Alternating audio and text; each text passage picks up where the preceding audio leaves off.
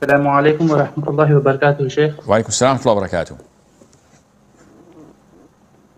Sheikh, if a person's relatives goes to magicians for doing the ruqya, how should that person treat them? First of all, we have to give them advice. We cannot jump the gun and say, oh, you went to a sorcerer or a soothsayer for ruqya, you're a kafir.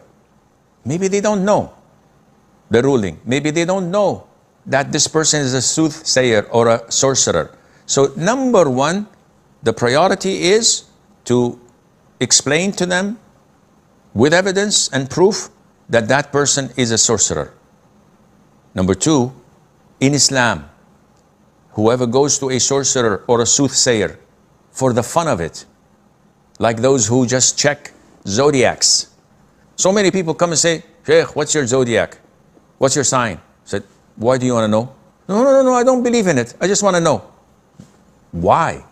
Definitely, you have it in your head, in your subconscious that, oh, if he's a scorpion, or if he's a snake, or if he's a donkey, or I don't know what the signs are, then this means that he has the following characteristics in him.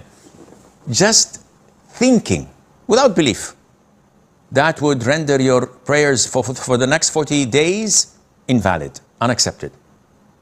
But if you believe, you say, oh yes, definitely, yeah, I can see it.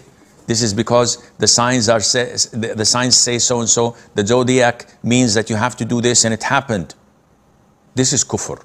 If you believe a soothsayer or a sorcerer in what they predict or say, this is kufr, takes you out of the fold of Islam. So you explain that to them. If they understand and see the evidences, alhamdulillah, they will repent and come back to Islam. If not, and the evidences are overwhelming and they're convinced, but they're defiant, they don't want to believe, in this case, after the conditions are fulfilled, obstacles are prevented. There are no obstacles to stop us from giving them takfir, and if they don't listen, they become kafir. If I wear a jacket that it is not pure red, rather it is maroon or burgundy, so if it is not red, due to the difference of opinion, this is permissible, inshallah, especially when we know that maroon or burgundy is closer to being brown rather than pure red, and inshallah this is permissible.